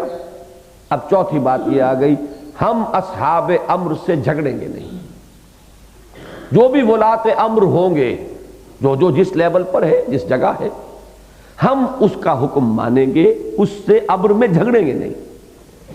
اس پر البتہ ایک اضافہ ہے، متفقون علیہ روایت میں تو اور اضافہ نہیں ہے، لیکن آگے ہے نا وفی روایتن، ایک روایت میں ہے یہ اضافہ، الا لا ننازع الامر اہلہ الا ان تروا کفرا بواحا عندکم من اللہ فیہ برہان، اور یہ الفاظ حضور کی طرف سے ہیں، اب ترو ہے، نرا نہیں ہے، ترو، اس سوائے اس کے کہ تم دیکھو صاحب امر کی طرف سے کوئی کھلم کھلا کفر، کفر بواح، یہ نہیں ہے اختلاف ہے صاحب، تعبیر کی بات ہے، ہم تو نہیں اس تعبیر کو تسلیم کرتے، جہاں بات تعبیروں کی آئے گی، جہاں تدبیروں کی آئے گی، جہاں مباحات کا دائرہ ہوگا، وہاں نہیں اختلاف کر سکتے آپ۔ الا ان تروا کفرا بواحا عندکم من اللہ فیہ برہان، تمہارے پاس اس معاملے میں اللہ کی طرف سے کوئی نص صریح ہو، کوئی دلیل قطعی ہو، کوئی ثبوت موجود ہو، تب تو تم اطاعت سے سرتابی کر سکو گے، تب تم کو جھگڑا ڈال سکو گے، لیکن یہ کہ اگر ایسا نہیں ہے تو معمولی اختلافات، اختلاف رائے، تعبیر کا فرق، تدبیر میں اختلاف رائے، اس کے ضمن میں آپ کوئی ایک جھگڑا پیدا کر کے کھڑے ہو جائیں تو یہ اس بیعت کے خلاف ہو جائے گا۔ وعلی اللہ ننازع الامر اہلہ وعلی ان نقول بالحق اینما کنا لا نخاف فی اللہ لومۃ لائم، اور ہم نے بیعت کی تھی اس کی بھی کہ ہم حق بات ضرور کہیں گے جہاں کہیں بھی ہو، اور ہم اللہ کے معاملے میں کسی ملامت کرنے والے کی ملامت کی پرواہ نہیں کریں گے۔ اس میں در حقیقت وہ جو اب غلو ہوتا ہے، عقیدت والا معاملہ، شخصیت پرستی جس سے کہ نتیجے کے طور پر برآمد ہوتی ہے، اس کا راستہ بند کر دیا گیا۔ یہ نہیں ہے کہ اندھے بہرے بن کر چلو، یہ نہیں کہ گونگے بن کر چلو، بلکہ تم اپنی رائے کو برقرار رکھو، سوچو، اپنی عقل کے اوپر پہرے نہ بٹھاؤ، اس کو بروئے کار لاؤ، جو اللہ نے استعدادات دی ہیں ان کو بھرپور طریقے پر استعمال کرو، اور جو رائے ہو اس کو بیان ضرور کرو، اس میں کبھی بھی بیان کرنے میں کوئی ہچکچاہٹ، کوئی جھجک، کوئی کسی کا روب، کوئی کسی کی عقیدت، یہ مانے نہ آئے، کسی ملامت کرنے والے کے ملامت کے خوف سے اپنی زبانوں پر تالے مت ڈالو، بات کہو۔ لیکن یہی وہ بات سمجھ میں آ جاتی ہے اصل میں کہ یہاں اصل اس نظم میں کیا ہے، رائے دو، رائے دے کر تم فارغ ہو، تمہاری ذمہ داری ادا ہو گئی۔ یہاں مشورہ دینا حق نہیں ہے، فرض ہے۔ سارا فرق یہ ہے ہمارے ہاں حقوق اور فرائض، اصل میں تو ایک ہی لفظ کو آپ حق بھی کہہ سکتے ہیں اور فرض بھی کہہ سکتے ہیں۔ شوہر کا جو حق ہے بیوی پر، بیوی کا وہ فرض ہے شوہر کے ذمن میں، بیوی کا جو حق ہے شوہر پر، شوہر کا وہ فرض ہے بیوی کے ذمن میں۔ حقوق و فرائض کا معاملہ ہے۔ آج کا جو سارا معاشرہ ہمارا تلپٹ ہوا ہے وہ یہ ہے کہ حقوق کی بات سب کرتے ہیں، فرض کی بات کوئی کرنے کو تیار نہیں۔ یہ ساری اگر انسان کا صرف یہ کہ شفٹ آف ایمفیسس ہو جائے کہ فرض کی طرف توجہ دیجئے، تمہارا کوئی حق مارا بھی گیا تو اللہ کے ہاں اس کی کمپنسیشن ہو جائے گی، فرض کے اندر کوتاہی ہو گئی تو کیا کرو گے، جواب دہی تمہاری ہوگی۔ اگر فریق ثانی نے تمہارا کوئی حق مار لیا ہے تو اللہ تعالیٰ کے ہاں سارا لین دین ہو جائے گا، وہاں کرنسی ہے نیکیاں اور بدیاں، مبادلہ ہوگا اعمال کا، نیکیوں کا اور بدیوں کا، لہذا اس میں گھاٹے کا سودا نہیں ہے۔ گھاٹے کا سودا اس میں ہے کہ تم نے فرض کی ادائیگی میں کوتاہی کی، اس کی جواب دہی اللہ کے یہاں کرنی پڑے گی۔ وہاں اپنی نیکیاں دینی پڑ جائیں گی، وہاں دوسروں کا ہو سکتا ہے کہ غلطیوں کا وبال جو ہے وہ تمہارے اوپر آ جائے۔ تو یہاں یہ نوٹ کر لیجئے، اسلامی نظم جماعت میں مشورہ دینا حق نہیں ہے، فرض ہے۔ فرض آدمی ادا کر کے وما علینا الا البلاغ فارغ ہوتا۔ اب وہ یہ نہیں کہتا کہ لازماً میری بات مانی جائے، یہ ہے وہ عبداللہ ابن ابی کا طرز عمل۔ بات کہو، مشورہ دو، اس میں کوئی انہیبیشن جو ہے وہ پسندیدہ نہیں ہے، اس میں کسی کے روب کی وجہ سے یا کسی کے خیال اور لحاظ کی وجہ سے رک جانا یہ پسندیدہ نہیں ہے۔ بات کہو، کہنے کے بعد تم نے اپنا فرض ادا کر دیا، عند اللہ تم بری ہو گئے۔ اب معاملہ صاحب امر کا ہے، وہاں اب کاؤنٹنگ آف ووٹ سے فیصلے نہیں ہوں گے، وہ تنظیم کا ڈھانچہ ہی مختلف ہوتا ہے جس میں کہ سارا معاملہ کاؤنٹنگ آف ووٹ سے وجود میں آتا ہے۔ تو یہ ہے وہ بیعت۔ میں نے جیسا کہ عرض کیا تھا، آپ نے نوٹ کر لیا ہوگا کہ اس ایک حدیث میں پوری دستوری جتنے بھی تقاضے ہیں ان کا حصر موجود ہے۔ میرے نزدیک تو یہ جوامع الکلم میں سے ہے۔ ظاہر بات ہے کہ یہ الفاظ صحابہ نے خود نہیں کہے ہوں گے، یہ محمد الرسول اللہ نے تلقین فرمائے۔ جس طریقے سے کہ حضور نے ان کا گھیراؤ کیا ہے اس نظم اور ڈسپلن کے اعتبار سے، معاذ اللہ کو آپ کی ذاتی غرض نہیں تھی، کام کرنا ہے دین کا، آپ کو اس دین کے کام کے لیے ایک ٹھکی ہوئی جماعت چاہیے، ایک کسی ہوئی نظم والی جماعت چاہیے، یہ نہیں ڈھیلا ڈھالا ادارہ، بلکہ یہ کہ پورا نظم ہو، ڈسپلن ہو۔ اور اس میں اس حد تک ہمیں ملتا ہے صحابہ کرام کے اندر کس قدر شعور تھا اس کا۔ ہر شخص ہر وقت یہ نوٹ کرے کہ اس وقت میں کس حیثیت میں ہوں اور دوسرا شخص کس حیثیت میں۔ آیا ہم ایکوی سٹیٹس سے، کوئی تیسرا ہمارا امیر ہے، ہم دونوں اس کے تابع ہیں، برابر ہیں، یا یہ کہ میں امیر ہوں اور یہ مامور ہے، یا یہ کہ وہ امیر ہے اور میں مامور ہوں، تین ہی شکلیں ہوں گی۔ لیکن ہر شخص کو ہر معاملے میں نظم جماعت کے حوالے سے پہلے معین کرنا چاہیے کہ اس وقت وہ نظم کے اعتبار سے کس حیثیت میں ہے، دوسرے شخص کے ساتھ اس کی نسبت کیا ہے، وہ امیر ہے اور یہ مامور، یا یہ امیر ہے وہ مامور، یا یہ کہ دونوں کسی کے تابع ہیں، دونوں برابر ہیں۔ یہ تین مختلف حیثیتیں ہیں، اور جب تک انسان ہر معاملے میں جو بھی اقدام کر رہا ہے، جو بھی زبان سے لفظ نکال رہا ہے، جو اس کا ایٹیچیوڈ ہے، اگر وہ اس شعور کے تحت نہیں ہوگا تو نظم جو ہے ڈسرپٹ ہو جائے گا، سارا تہو بالا ہو جائے گا، نظم نہیں رہے گا۔ پھر ہم برابر ہیں، برابر ہو یقیناً، لیکن جب امر قائم ہوا ہے، صاحب امر کا نصب ہو گیا ہے، اب وہ امیر ہے اور آپ مامور ہیں۔ یہی تو مسئلہ میں بیان کیا کرتا ہوں، مساوات مرد و زن۔ یقیناً شرف انسانیت کے اعتبار سے عورت گھٹیا نہیں ہے، لیکن جب ایک مرد اور ایک عورت کے اندر رشتہ ازدواج قائم ہوا ہے، اب نسبت شوہر اور بیوی کی ہے، اب مرد اور عورت کی نسبت نہیں رہی ہے، اب شوہر اور بیوی کی نسبت ہے۔ یہاں الرجال قوامون علی النساء، یہاں اب معاملہ جو ہے بالکل بدل گیا، نوعیت تبدیل ہو گئی، نسبت اور ہو گئی۔ اسی طریقے سے تمام رفقا آپس میں برابر ہیں، لیکن یہ ہے کہ جب کوئی صاحب امیر بنا دیے گئے تو اب امیر اور معمور کی ایک نسبت، اس کا تعین ہونا چاہیے۔ چنانچہ اس کی جو نمایاں ترین مثال میرے سامنے آئی، اور جب پہلی مرتبہ آئی تو دنگ رہ گئی میری عقل، کیسا حضور نے ڈسپلن کا شعور پیدا کیا تھا۔ آپ کو معلوم ہے، مشہور واقعہ ہے کہ سن 9 ہجری میں جب حج کا موسم آیا، حج کے دن آئے، حضور صلی اللہ علیہ وسلم نے خود حج نہیں فرمایا سن 9 میں، 8 میں بھی نہیں کیا، حالانکہ 8 میں مکہ فتح ہو چکا تھا، آپ کر سکتے تھے۔ سن 8 میں تو انتظام بھی آپ نے مشرکین ہی کے حوالے رکھا، مکے والوں کے، بس صرف یہ کہ مسلمانوں نے بھی حج کیا اپنے طریقے پر، مشرکین نے کیا اپنے طریقے پر۔ سن 9 میں حضور نے حضرت ابوبکر صدیق کو امیر الحج بنا کر قافلہ روانہ فرما دیا، جو بھی مسلمان حج کے لیے جا رہے تھے۔ اب حضور کے نائب کی حیثیت سے اس قافلے میں کون ہے؟ ابوبکر صدیق رضی اللہ تعالی عنہ۔ قافلہ روانہ ہو چکا تھا کہ آیات نازل ہوئی، سورہ توبہ کی ابتدائی 6 آیات، براۃ من اللہ ورسولہ واذان للناس یوم الحج الاکبر، حج اکبر کے دن یہ چیزیں جو ہیں لوگوں کے سامنے پروکلیم کر دی جائیں، یہ پروکلیمیشن ہو جائے، اعلان کر دیا جائے اس کا۔ تو حضور نے حضرت علی کو بھیجا کہ جاؤ تم میرے نمائندے کی حیثیت سے، اس لیے کہ عرب کا رواج تھا کہ اتنی اہم بات، معاہدے ختم ہو جائیں گے، کسی کا کوئی عہد نہیں رہے گا، 4 مہینے ختم ہوئے تو قتل عام بھی شروع ہو جائے گا. فَإِذَا انسَلَخَ الْأَشْهُرُ الْحُرُمُ فَاقْتُلُوا الْمُشْرِكِينَ حَيْثُ وَجَدتُّمُوهُمْ. اب اتنا عظیم اعلان. تو یہ اصل میں مسلمان تو جانتے تھے اپنے نظم کو، لیکن ابھی جو اس دائرہ اسلام سے باہر تھے وہ تو اس سے واقف نہیں تھے. وہ اپنی اسی سابقہ روایت پر اس اعلان کو سمجھ سکتے تھے کہ یہ ویلڈ ہے، جبکہ حضور کا کوئی انتہائی قریبی رشتہ دار ان کے قبیلے کا، ان کے گھرانے کا فرد اعلان کرے.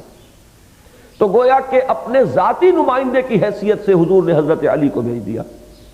کام آپ نے حضرت علی کے ذمہ لگایا کہ اجتماع حج میں ان آیات کو تم پڑھ کر سناؤ گے میرے نمائندے کی حیثیت سے. اب جب حضرت علی آئے تو قافلہ کہیں پڑاؤ پر تھا. حضرت ابو بکر کو معلوم علی آئے ہیں رضی اللہ تعالی عنہما. حضرت علی کا استقبال کیا. پہلا سوال جو کیا ابو بکر نے، امیر او مامور. مجھے پہلے یہ بتا دیجئے آپ امیر ہو کر آئے ہیں یا مامور ہو کر آئے ہیں؟ I should know my position. I must know your position. اگر مجھے معزول کر کے آپ کو امیر بنایا، حاضر سنبھالی، میں مامور. اور اگر یہ نہیں ہے تو مجھے معلوم ہونا چاہیے. حضرت علی نے فرمایا مامور، امیر بنا کر نہیں بھیجا گیا ہوں، مامور بنا کر بھیجا گیا. صرف ایک کام میرے ذمہ کیا گیا ہے، وہ میں کروں گا. یہ ہے اس نظم کا احساس، یہ وہ ڈسپلن. میں اسے انقلاب کے معاملے کے اندر مثال کے طور پر دیا کرتا ہوں کہ انقلاب کس کس پہلو سے محمد رسول اللہ نے برپا کیا ہے. کہ جس معاشرے میں کوئی نظم، کوئی ڈسپلن نہیں تھا، قومن لدہ، جھگڑالو قوم، کون کس کی بات سنتا ہے، کون کس کے سامنے سر جھکانے کو تیار ہوتا ہے، اس میں یہ احساس ڈسپلن کا پیدا کیا. اسی کا مظہر تھا کہ حضرت ابو عبیدہ رضی اللہ تعالی عنہ کو حضرت خالد کے جگہ پر مقرر کیا گیا. یہ نہیں کہا حضرت خالد نے کہ اچھا جی پھر مجھے اب رخصت دیجیے، جو شخص میرے ماتحت رہا ہے میں اس کے ماتحت ہو کر اب کیسے کام کروں گا. ٹھیک ہے، رخصت لے سکتے تھے، جا سکتے تھے، لیکن یہ ہے وہ تربیت جو محمد رسول اللہ نے کی تھی کہ ٹھیک ہے اپنا فرض ادا کرنا ہے. جس حیثیت میں جسے اس درے پر کھڑا کیا گیا تھا وہ بھی وہاں مامور تھا، جو لڑ رہے تھے وہ بھی مامور تھے. جس کو جو حکم ملا ہے اسے وہ کام کرنا. ہم اپنے فرض کی ادائیگی کے لیے حاضر ہوئے ہیں، کسی پر احسان رکھنے کے لیے نہیں آئے، اپنی عاقبت بنانے کے لیے کر رہے ہیں، کسی اور کا جھنڈا تھامنے کے لیے نہیں آئے. یہ دوسری بات ہے کہ اپنی عاقبت بنانے کے لیے دین کو قائم کرنا ہماری ایک ذمہ داری، اس کے لیے جد و جہد کرنا ہمارا فرض، اس کے لیے اجتماعیت لازم، جماعتی ایک حیثیت جو ہے اس کے بغیر یہ کام ہو نہیں سکتا. اس کے لیے ایک ڈسپلن ہوگا، اس میں چین ہوگی امراء کی اور مامورین کی. اس میں ظاہر بات ہے کہ جب یہ نسبت قائم ہوگی تو اس نسبت کا تقاضا جو بھی ہوگا پورا کیا جائے گا، اس کا جو بھی لحاظ ہے وہ کیا جائے گا. لیکن در حقیقت وہ شخصی معاملہ نہیں ہے، بلکہ وہ اس نظم کے اعتبار سے کسی شخص کی جو حیثیت ہے وہ اس کے لیے رسپیکٹ ہے، وہ اس کی اطاعت ہو رہی ہے. یہ ہے وہ نظم جماعت اور یہ ہے وہ بیعت کا نظام.